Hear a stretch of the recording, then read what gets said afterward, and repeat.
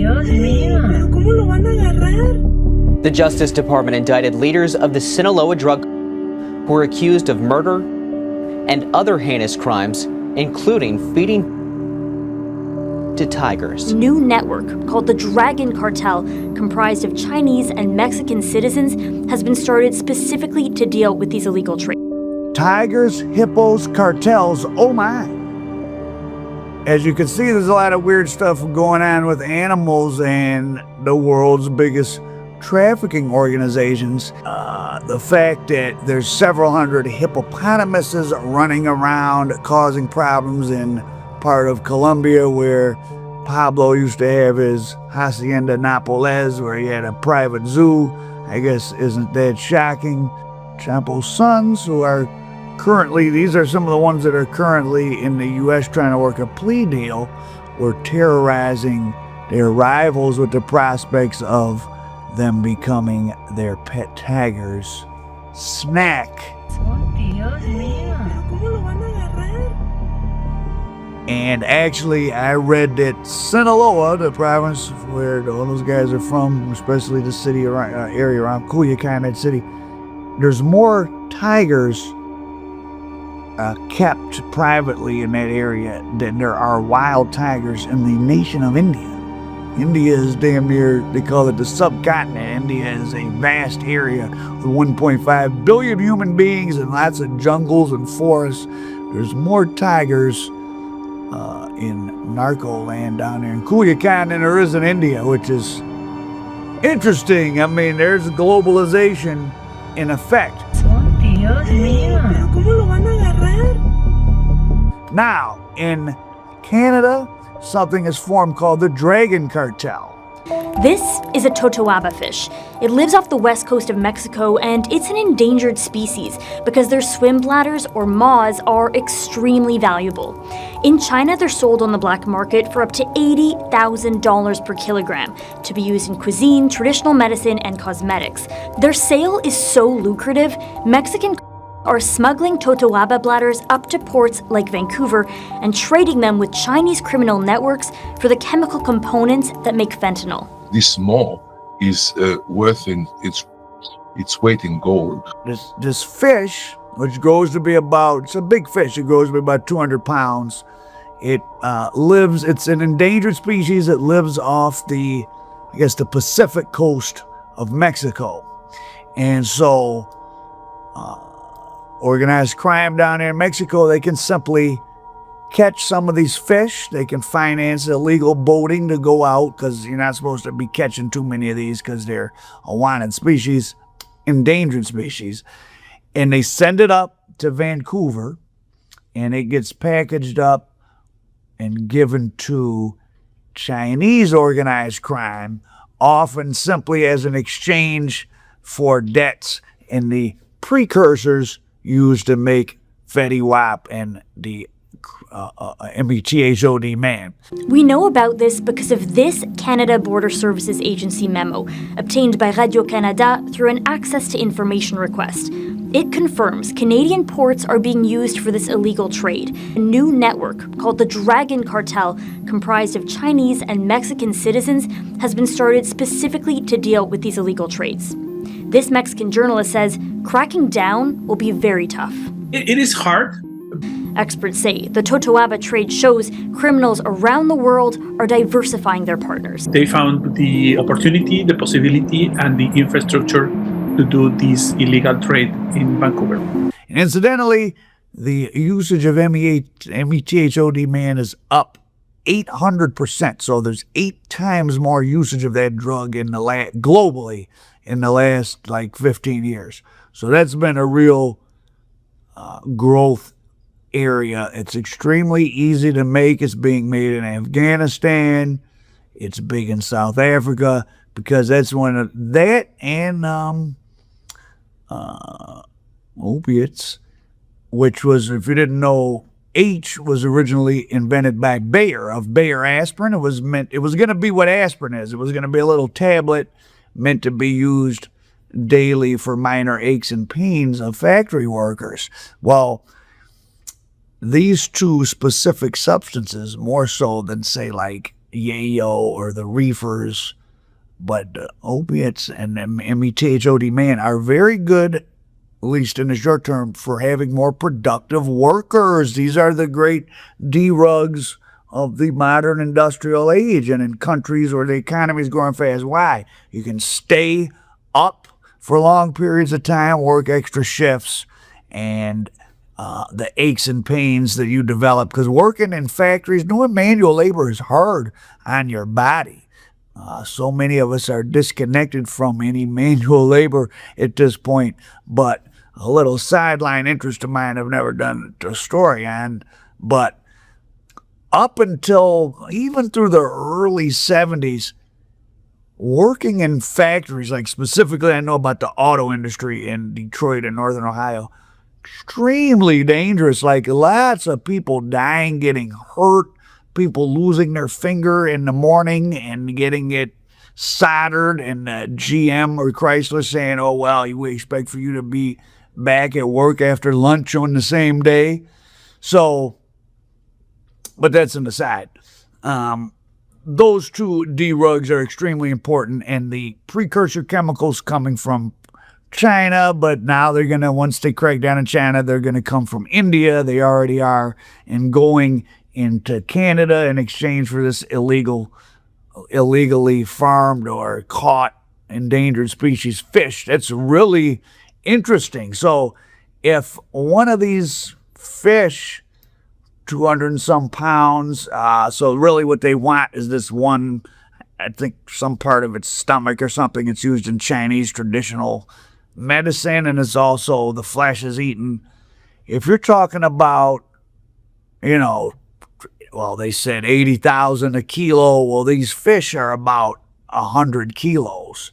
Now, I don't think all of the fish is that, every part of the fish is that valuable. But those fish might be, each fish is what, worth a couple $100,000? Well, if you're trading that direct, or you're paying off a debt for precursor chemicals, I saw that $64,000 of Fetty Wap precursors will make maybe $3 million wholesale worth of Fetty.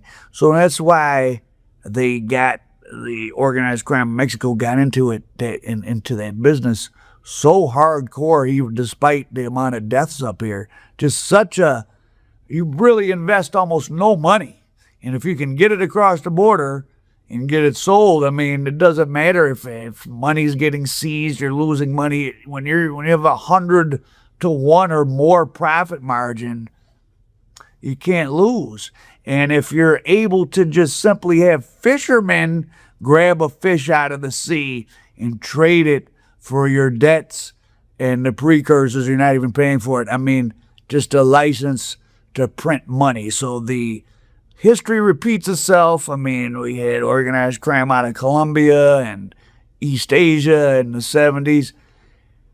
Well, now with technology and globalization, things are much more interwoven. So many more things are, and we have this wildlife being tied in to the global trafficking chain, which is really fascinating and strange. And so there's another place where Chinese gangsters are trading often precursors or money, but they could just be accepting them as payment for precursor debts, is South Africa, which has a big drug problem. About a big problem in Africa, methamphetamine trafficking, certainly on an increase on the continent, according to the latest UN World Drug Report. Now, let's come back home to South Africa. The drug is more commonly known as tik, one of the most abused substances, especially, it seems, down in the Western Cape, and that's what we're going to talk about. And substance use disorder is definitely on the increase. They call it tik down there, and that's the METHOD, man.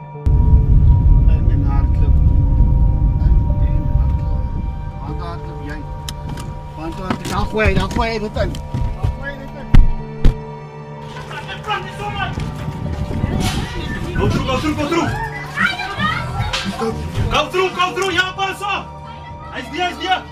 There was a raid right there of a tik spot, so that looks like something in the United States, right? The the boys pulling up and running into the projects and the dealer is running. This looks like cops footage from the 80s, right?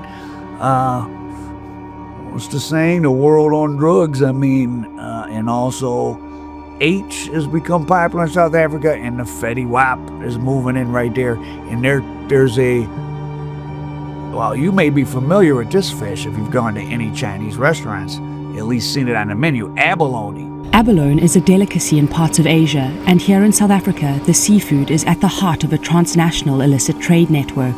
Abalone are those little small, well, I don't know, they're maybe this big. They're kind of nasty looking, but a lot of seafood is kind of look like a giant mussel or something, just a big white hunk of flesh. According to a report published in 2022 by the Global Initiative Against Transnational Organized Crime, Hong Kong imports between 2,000 and 3,000 tons of illegal South African abalone a year. Some of this is shipped to other markets in China, Japan, and Taiwan. This illegal trade to Hong Kong generated more than $1 billion. Again, a lot of these Chinese traditional medicine makes uses of foods. I think abalone is supposed to increase your virility or something, but abalone generates a lot of money in East Asia. And so Chinese gangsters go to South Africa where abalone grows in the coastal waters because it's a unique region. You know, South Africa is pretty cold. The water's pretty cold. I mean, the lowest tip of South Africa is pretty far down south. And I guess that's where abalone thrives. I think a lot of abalone comes from the Pacific Northwest in the U.S. as well, which is a cold water climate. If I'm not mistaken, I'm sure one of you will correct me. So trading that Atabata fish out of Mexico to pay Chinese for precursors up in Vancouver, where there's a lot of Chinese gangsters set up, and then all the way across the world in South Africa, trading abalone for paying the debt for the same thing to fuel a growing internal market for tick and probably the Fetty Wap. The level of force used by marine law enforcement inspectors is being questioned. In August, protests erupted in the Hangberg community after a young fisherman went missing at sea. Because I shooting at us now. But what can I do? I must go on. It's my life. I lost a cousin. South Africa is the richest country per capita in the whole continent of Africa. I mean, obviously Nigeria has a bigger economy because it's so much bigger, but South Africa is considered like a middle income country, like a Mexico. It has a lot of rich people. It has people with expendable income. And down where these guys live in Cape Town, so those were some Cape Town colored gangsters, and that's a legal term in South Africa. That's there. You have three population groups. I think you have four. You have the whites, the Africans, Asians, like people that are from Asia and are full-blooded Asian. But then that group that those guys were all talking about their tick and mandrax and H addictions, they're what's known as colored. And most of the big gangsters down there, colored. Coloreds are people that are mixed.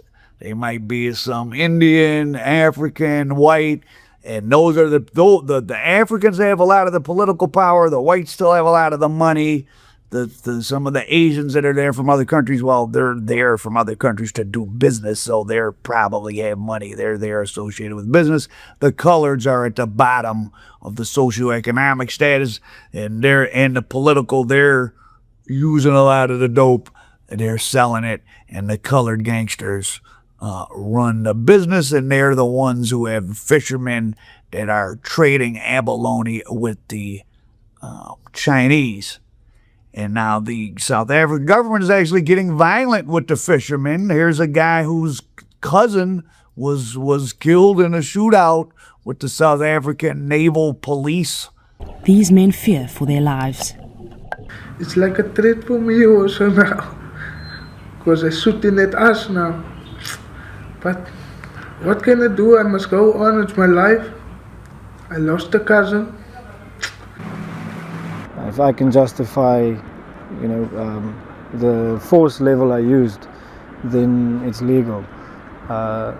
Simple example is I can respond with whatever they are threatening me with. So if my life is in danger, if they're trying to ram me with a vessel, then we, by all means, allowed to use deadly force. So there's big money in this, and why would the government care about the abalone getting, some fishermen trading abalone? Well, it's a natural resource. I mean, it's an industry, and if fisheries especially, quotas are put on, in every country, you can't, because of modern equipment, you could easily overfish lobsters in Alaska, all kind of stuff. So they put yearly quotas on that stuff so that the populations can recover. But if you have criminal groups involved in wildlife trafficking, they don't care. They'll burn it out. And there are abalone being grown in kind of raised inside, but they don't want to repopulate the wild waters with them because they know that the local gangsters will just harvest all those, trade them to the Chinese, and fuel the dope trade down there even more. I stay in the main road. I'm using trucks because there's no work. My name is Ashley, 27 years old, stay in the main road, truck addict. My name is Karsten. I stay in the main road 649. I'm also on drugs. Yeah, my name is Jack Michaels. I'm staying in the main road. I'm smoking drugs. Interesting, strange, but the global drug trade is so much more integrated into everything these days, and these transnational criminal groups, as they're called, they're not, the dope is kind of like the daily bread that's flowing, but they have all these other things going on: human trafficking, extortion, and now stuff involving wildlife. And when you can trade your local wildlife for very cheap precursors made legally in factories in China and India that then can be turned into street drugs that have just almost unlimited value. I mean, this is much different than having to, there's this weird bush that grows only in the mountains of the Andes, and we got to make sure the government doesn't spray it, and then we got to turn it into something else and move. This is much easier what's going on now, though you can see the level of sophistication. We're talking about wildlife, chemicals, moving stuff different countries. There must be, of course, you see how the bankers are involved, government officials. And in fact, to go back to the fish in Mexico, the Mexican government has had some scientists with some funding that have been, hatching that fish, like in controlled fisheries, and they're releasing them back out into the Gulf. I wonder if some of that is under pressure from organized crime because they want those fish out there. I mean, I would imagine, why not? If they can get the government to help rebound the population of those fish, it makes it easier for them to be harvested. And you're sort of barely committing, you're violating like a protected wildlife order, and then you're trading it for some chemicals that in and of themselves aren't even illegal. You can see how this is very, very attractive business to be in, and that's why the Dragon Cartel is doing it, and that's why the people have that going on in South Africa. And now back to our tigers in Sinaloa, which is a little bit different. I mean, they're not necessarily trading that. Well, you know what? It could be uncovered because I know tiger bone and tiger tooth, because again, associated with virility, strength, health, popular in Chinese traditional medicine. I wouldn't be surprised, who knows, if Sinaloa has all these tigers, they may start trading them back to the Chinese for them, to pay the bill on precursors and because the Chinese want them for their traditional medicine. I don't know if anyone eats tiger meat anywhere. I'm not sure, but so a much more complex, strange, and interesting global criminal landscape than in the days of young Pablo. A lot more weird things going on, and now global wildlife trafficking, from hippos to tigers to Totoaba fish to abalone, is helping fuel the rise of synthetics, the Fetty Wap, and the METHOD man, at least in certain countries. Now, what should be kind of scary, as we know that the U.S. government has worked this deal with the Guzman family, 17 members of Chapo and his son's extended family just came across the border into the U.S. for protection because they're losing the Mayos people, and that means the sons are getting ready. Well, I think they go to court this week. Their plea agreement is probably going to get announced pretty soon. If the Fizzetti it has been slowing down coming over the southern border. I mean, maybe Trump knew everyone laughed when Trump said something about Fetty coming from Canada, because it really doesn't now, but who knows? I mean, obviously he should be privy to information we're not. Maybe he knew that these Chinese criminals are just going to start a lot of Indian gangsters up in Canada. If the precursors can easily come into Canada, they'll just start making it there. And the Canadian to U.S. border is probably even harder. Like, there's so much border in just empty wastelands. I mean, think about the whole southern border of Canada borders the whole northern border of the United States. And it's not like Mexico, where the U.S. hits Mexico, is just, it's Arizona, Texas, part of Arizona, in California. It's not, I don't know, it's 800 miles, 1,000 miles. For the entire, I'm just making up a number, but it's got to be 3,000, 2,800 miles of Canadian and U.S. border. And a lot of it is Indian reservations that you can't really just go on. The law enforcement has to get permission to go on, and there could be a whole retrenchment of the synthetic business, or partially, into Canada, and come down in Canada. No organized crime. There's no RICO in Canada, so organized crime is really thriving up there.